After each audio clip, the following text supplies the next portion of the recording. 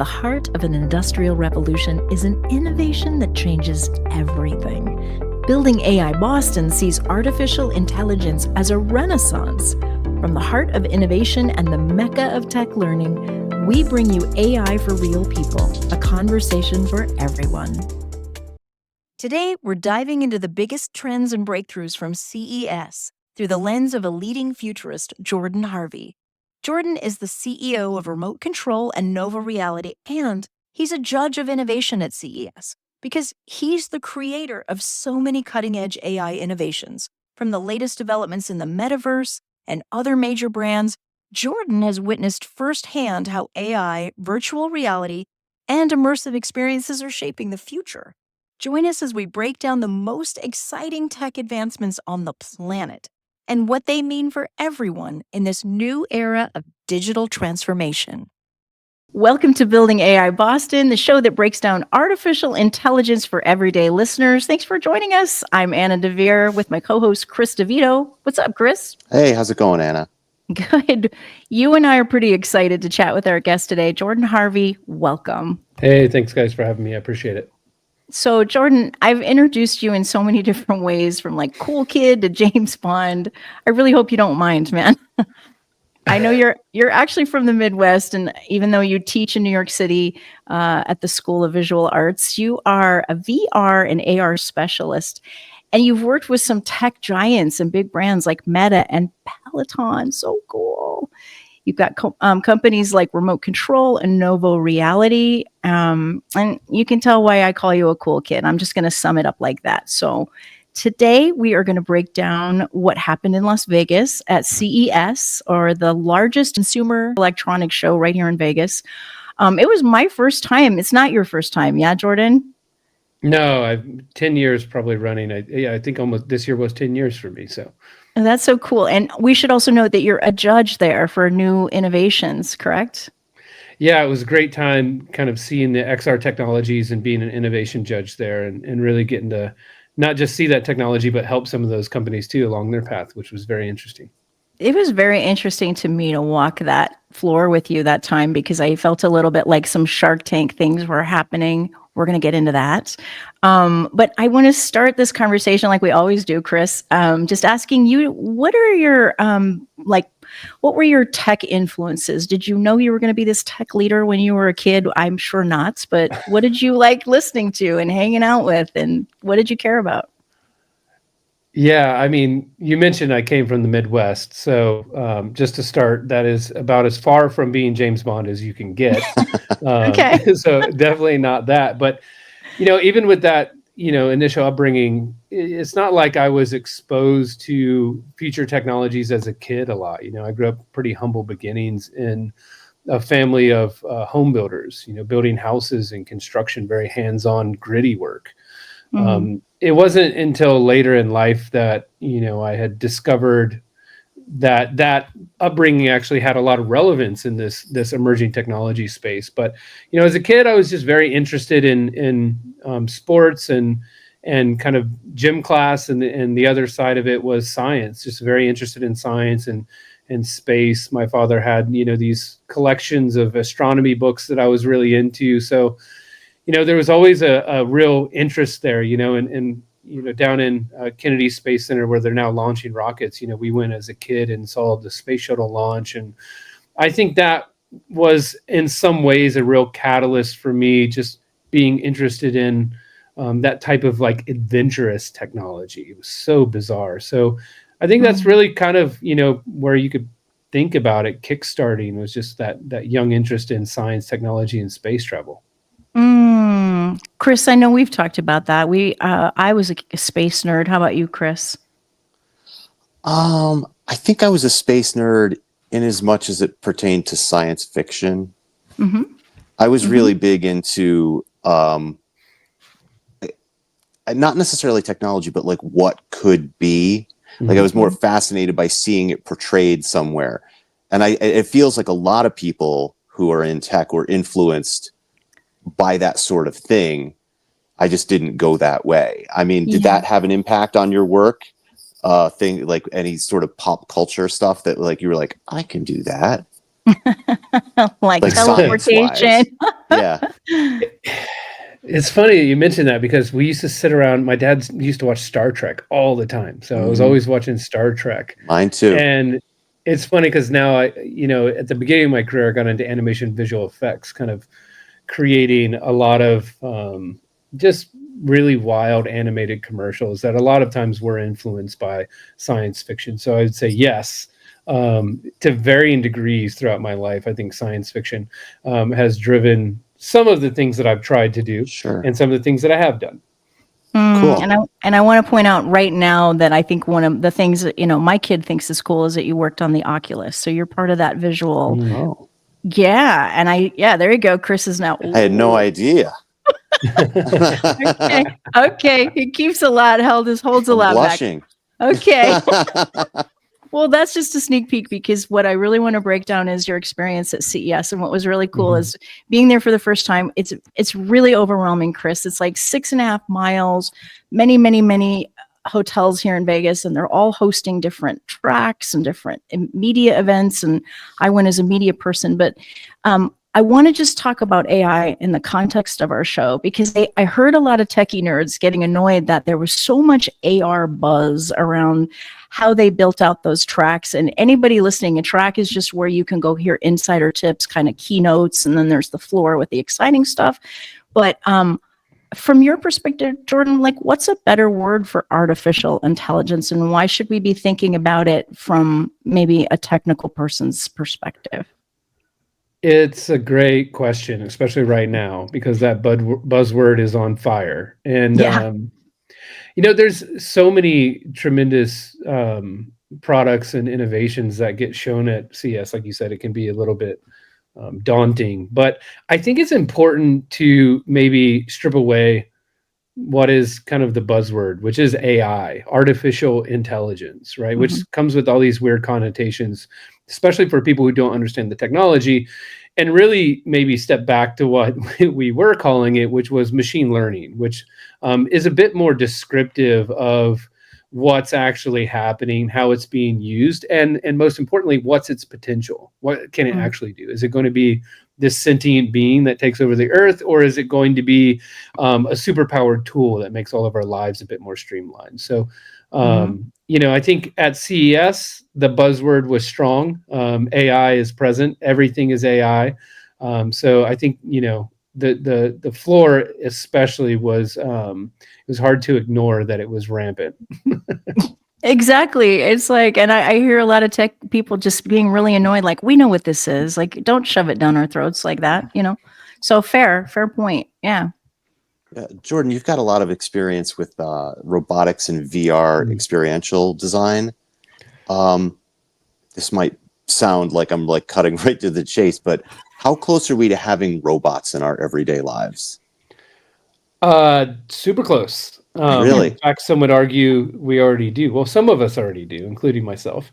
But I think, I like to look at these things in trajectories, 1 year, 5 year, 10 year, right? And like that kind of helps put it into scope and see through a bit of the, the cloud that is the buzz that's happening.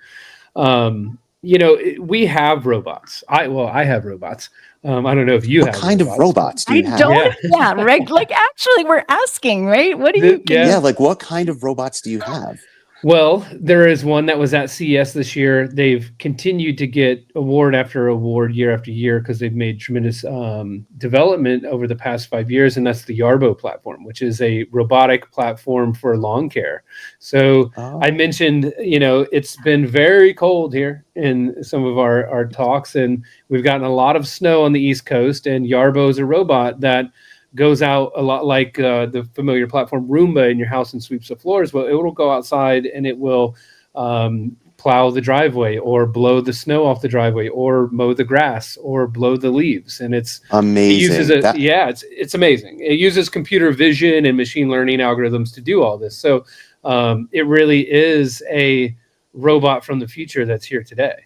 That's amazing. Yeah, I mean, it makes me think two things. One, that's the type of robot that I feel like we want, because there's so much fear around, like, oh, it's going to make movies, it's going to make TV shows. No, I want it to mow the lawn, I want it to snow blow. Yeah. That's exactly it. The other thing is, one of our members of our team here is a huge fan of Rosie the robot from Jetsons. So the closer we get to that, the closer to heaven they'll be. Right? We're talking about Kara. Yeah. Shout out if you're listening, because she's winning tech awards. She's running around, and all she needs is her home life taken Rosie care the of. robot. Rosie the robot. Exactly. Can you like break that down? Because Jordan, I've heard you frame it up like there's robots that affect humanity in general, then our everyday life, and then there's an implication on like how it affects the individual. You're really articulate about that. I'm just spitballing when I talk about that. Yeah, this comes from a lot of like my work in experiential design. Asking everyday people to interact with technology, you really have to think about why they would want to do that and what's the value it brings to them. And I think that when we start to think about these emerging robotics platforms, it's easy to get lost in like the science fiction of them taking over the world. But when you start to look at them from a perspective of what they bring to the everyday person and their life and streamlining their lives, much in the same way that I think AI has the potential to streamline your life, robotics also has that. And it would be lost on us if we didn't mention the work that Boston Dynamics is doing.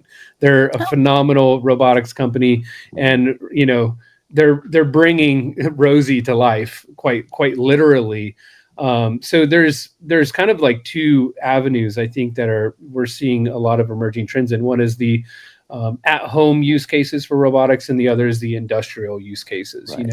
And I think that impacts everyone, not just from I sit at home and got more time to watch TV, while it mows the lawn, but even at my job. Robotics and AI are going to make a big impact in how easy it is for you to do things, and does it enable you as an individual to do what 10 people would have taken, or what it would have taken for 10 people to do that in the past. Sure. And it's so interesting to be a non-techie person and to walk into like those big agriculture vehicles. Remember when we walked up and the tire was like on that big thing, you tell it it's it's not a tractor. What is it? Yeah. I'm a Midwestern boy, so we go back with John Deere. No, I mean they have tank treads now on tractors, and they're automated, self-driving, and they just do it all for you. They actually released a product at CES this year that is now a commercial grade lawnmower, much like the Yarbo that I just explained as a consumer platform.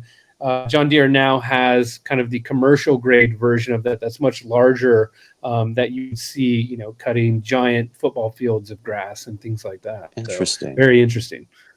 Yeah. I love all the vehicles and the real, like the true James Bond things. But you know what I feel, and this is part of the reason we have our show, is that not everybody gets to see this stuff. I think it's kind of weird. I think kids would go nuts if they saw what the future looked like from, LG products meeting up with our friend Will.i.am. I'm fascinated by how culture is being shaped by all these tech giant industries. But, you have a little secret with you, and I want to bring it out right now. You brought your insights report. Okay, listen, the insights report that you came up with. If you are an investor, listen up. This is kind of the good stuff, but share what you can about what you came with, your takeaways from your perspective and your insights. Sure. It's a 10-part piece that we release after CES for not just for investors, but also for entrepreneurs who are interested in kind of the key trends and takeaways. But, I kind of can wrap this up again back in that 1 year, 5 year, 10-year spectrum, because I think that's the easiest way for people who aren't as technical to kind of digest where we are and what we've seen. But the big 1 year technology that we're seeing emerge, that's going to be huge this year, that you're going to hear more and more about, is AI agents. It is the way that AI is going to start compounding and being more impactful. And I know that probably sounds daunting because it's quite overwhelming. 2024 in AI was overwhelming, but 2025 with AI agents will continue to see massive progress in that space for the individual. In the 5 year spectrum, we're talking robots, the humanization of robots, how are they accepted in society and socially is going to be a very key component that is going to be interesting to watch. And then in that 10-year spectrum, we start to dabble in that report about quantum computing and how will quantum computing accelerate the development of technology to become a consumer product, and that we see that happening on a 10-year spectrum. So what seems like now is a seed that is an idea that people are just now hearing about. We kind of see how that's going to come to fruition over a 10-year spectrum as a consumer product. Very cool. Yeah, nerdy. No, I love it. I love it. So you were saying an emerging AI agent? Yeah, that's what you were. Well, the buzzword. Yeah, absolutely. Sorry to interrupt you, Chris. The buzzword is AI agent these days, and CES was certainly doubling down on AI agent. Yeah, we should talk about it because I think it's like so big that people that haven't seen it and play, can you just kind of like give us like what is that? What does an AI agent do in a very practical way that most people could sort of comprehend? Because right now everybody's like, I know ChatGPT, and is an AI agent a kind of a relevant offshoot of that? Okay, that's a good example to start with. ChatGPT. I was going to ask back to you guys, what's an AI use case that you know or use today? And ChatGPT is a very common one. I think people know this one. Mm-hmm. So ChatGPT is a natural language processing platform, right? Where it takes words, it understands in general the context of those words, and gives you back a response that's hopefully beneficial. And it does a very good job of that. That is kind of a one-dimensional version of AI, right? It does one thing for you. It translates words into something that's hopefully more beneficial words. AI agents represent this transformation in the AI world where it's no longer components like that, but it's systems of components that work together in parallel or in series to accomplish a common goal for you. So they can now start to be well, what should I say? Like a concierge or a host, or have some industry specific expertise. You could imagine that you would probably never be hired because you do one thing. You get hired because you do a combination of things that serve a greater goal.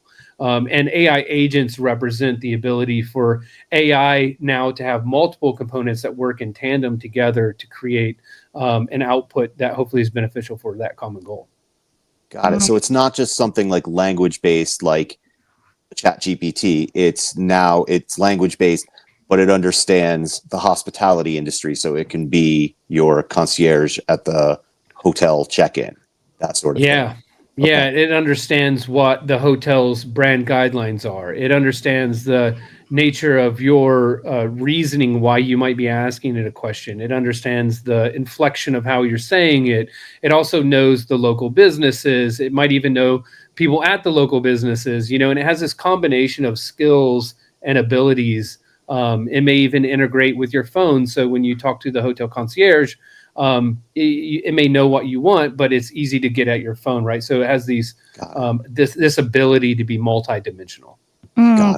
Chris, I'm reading your mind a little bit because I remember when you actually had that job when you were in Vegas, so you probably would have loved to pass that on to how many times did somebody come at you so angry, right? And you could have just used a robot to get the free pass. That's a whole nother podcast. My goodness, the things that I saw working in a hotel in Vegas. This is a family show. I'd be happy to be a guest on that show. That sounds so funny because it was so real. And Chris and I were podcasting at the time and working on a show, and I was just like, Chris, your day is nuts. And you just be like, what happened today?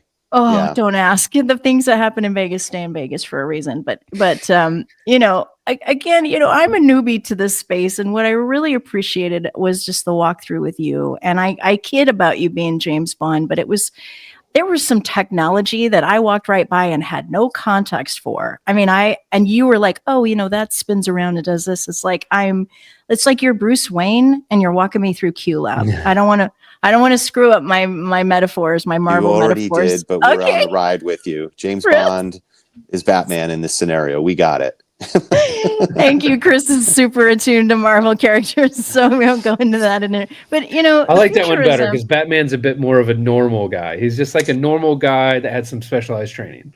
Okay, Yes. you pick your metaphors. I see Superman too, but we're getting so off track. The point is, walking with you through that floor, and again, I'm sad I don't get kids looking at all this stuff. One of the cool things that happened to me as a Building AI Boston representative is I saw the woman from the Perkins School for the Blind.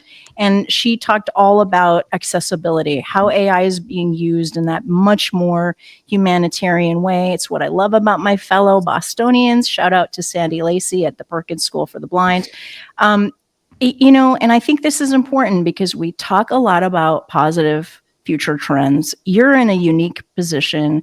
Can you just give us, like, from the 50,000 foot view where you are, and why are you excited about the future and what AI can do for like a bigger scale problem than just ChatGPT? Well, it really goes back to kind of what I was just saying, right? It's like it can help us do 10 times the amount of things that we could not have done without it, right? It's like that scale of productivity for the individual is massive. And it's hard to fathom that, my son who's 2.5 is just going to grow up with this. And it's just unsurmountable to think what he's going to be capable of doing with that type of technology. So I'm really excited about that.